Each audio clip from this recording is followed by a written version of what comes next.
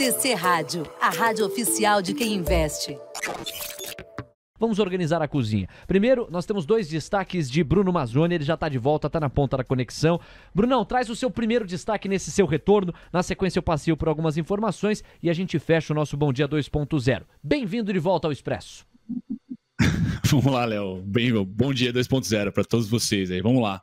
O meu destaque, o primeiro gráfico que eu compartilho com vocês, apesar de ser da curva de juros nossa de 2028, que vem cedendo, que é importantíssimo para a nossa bolsa, tá? O meu destaque vai para os índices setoriais. Então, essa semana, eu acho que o mais tranquilo, o mais chuchu ali para você ganhar dinheiro na parte compradora são as empresas americanas. Então, a gente vê o índice de BDR é o que mais sobe no dia de hoje. Tá? Então, a S&P tem mais facilidade de subir do que o Ibovespa, pessoal. Porém, o Ibovespa hoje tem o protagonismo das suas grandes. Então, o Index, o IMAT, tá? São os 2 setores que mais sobem. E aí, o meu primeiro destaque, finalizando, é a própria Vale. Então, mesmo com o minério de ferro não dando ar da graça, pessoal, a Vale conseguiu, na abertura, tá, ter um movimento de gap em relação ao gap de alta em relação ao pregão de ontem. O que eu acho que vai acontecer? Qual que é o meu cenário base, pessoal? Não vai vir tendência. Então, tomem cuidado, a Vale tende a fechar pelo menos até os 71,23 hoje, tá? E ela azeda para nós caso ela feche o dia abaixo dos 69. Então, o movimento até o almoço, estamos próximos dele, de alta, tá? Mas a Vale, vamos ficar bem de olho na Vale, porque o médio prazo, ou pelo menos o curto, 2023, não vem se desenhando muito favorável. O minério de ferro continua fraco e até em queda em relação ao mês anterior. Então, Vale acorda, dá um solavanco na bolsa, e aí eu finalizo com a mesma fala do Gui, um pouco ressabiado, talvez tecnicamente IFR já sendo sobrecomprado, mas a Vale ainda continua com bastante pulga atrás da orelha, um baita volumão, vocês estão vendo aqui, para quem gosta de gráfico na Vale, e esse volumão, quando a gente segue ele, está no topo, tá? Então, aqui é um primeiro sinal de que não vai ser fácil para a Vale renovar a máxima. Vamos ficar de olho um dia com a abertura positiva até a hora do almoço, ok, mas tende aí, vamos ficar bem com o radar bastante ligado em relação a como vai ser o fechamento da Vale pós-notícia bem positiva de ontem. Boa. Primeiro destaque do nosso Bruno Mazzoni, já de volta com o segundo destaque, são 10h55. Pessoal, nós separamos algumas informações relevantes para você com base no trabalho da produtora Ellen Breunig. Vamos ao primeiro destaque, que toca no ministro Alexandre de Moraes, o presidente do TSE, o Tribunal Superior Eleitoral, ele que determinou ao Ministério da Defesa que apresente uma cópia de documentos sobre eventual auditoria feita nas urnas eletrônicas no primeiro turno das eleições deste ano. Moraes tomou a decisão ao analisar um pedido apresentado pelo Partido Rede. A legenda argumentou que o presidente Jair Bolsonaro, candidato à reeleição, defendeu em uma live que fosse feita auditoria nas urnas e que não fosse pela própria Justiça Eleitoral. Pela ordem de Moraes, o prazo para que o Ministério apresente os documentos é de 48 horas.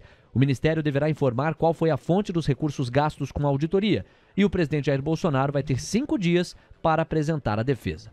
A gente também contempla a questão da defasagem do preço do diesel. Há pouco falávamos desta correção que alguns postos passaram a praticar 15 semanas depois em relação ao preço dos combustíveis. Quando a gente vai para o preço do diesel, ele segue em escalada no mercado internacional, aumentando a defasagem em comparação com o diesel comercializado no Brasil.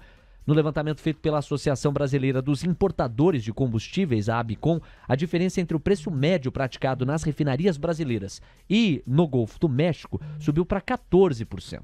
Para voltar à paridade com a importação, seria necessário um aumento de 83 centavos por litro de diesel, calcula a entidade. No caso da gasolina, com a demanda menos pressionada, o aumento deveria ser de 24 centavos por litro, em função de uma defasagem média de 7%, segundo a ABICOM. Direto para fluxo, os investidores estrangeiros sacaram 812,4 milhões de reais em recursos no segmento secundário da B3. São ações já listadas. Isso no dia 14 de outubro, dia em que o Ibovespa caiu quase 2%, 1,95% de recuo. Com isso, o superávit anual da categoria recuou para 71,4 bilhões de reais. No acumulado do mês, o saldo é positivo em 1,36 bilhão. O Beida fala bastante desses números. Já o investidor institucional sacou 246 milhões de reais no mesmo dia. Com isso, o saldo anual do grupo é negativo, em 106,8 bilhões. No acumulado mensal, a categoria sacou 3,5 bilhões de reais. O investidor individual, por sua vez, aportou R$1 milhão na mesma data, levando o seu déficit em 2022 para 1,02 bilhão de reais. 10h58, Bruno Mazzoni, meu parceiro, o seu destaque final, o olhar mais importante do trader investidor que nos acompanha. Esse Bruno Mazzoni é sempre uma simpatia. Olha lá o sorrisão do Brunão. É digno de quem faz cesta de 3 pontos. Esse é o Bruno Mazzoni. Esse cara é brabo demais, ele é o maior. E aí, Brunão?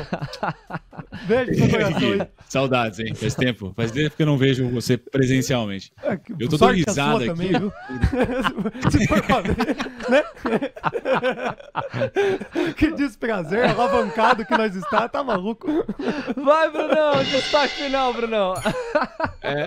Não, o meu destaque, a Ellen acabou roubando, se vocês compartilharem a minha tela, era justamente a tela da Abicom, eu ia falar entre Abicom e Petrobras para se ter também essa noção do quão estamos defasados, e você e a Ellen já passaram, então eu vou pular da Petro e da Abicom para a MRV.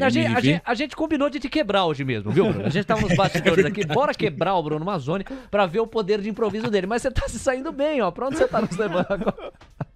Não, já tô levando para MRV, mas para fechar commodities, pessoal, commodities murchas, porém as ações das commodities aqui no Brasil muito bem. Então, pelo menos pulga atrás da orelha com as empresas exportadoras. Acho que esse é o primeiro ponto. Agora, meu segundo destaque é para a MRV, aí um ponto mais técnico, pessoal. Eu sempre quero comprar, eu caço quem vendeu. Então, as últimas 2 grandes vendas da MRV, esse é o gráfico do ticker MRV3, tá? As 2 últimas grandes vendas foram de 32%, de 30% a 32%, entre R$ 3 e R$ 4,00.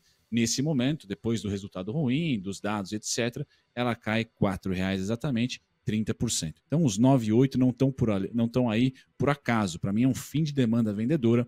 Por mais que hoje seja um dia pancada, eu gostaria de ver volume, tá? E gostaria de ver também um fechamento acima do 9,8.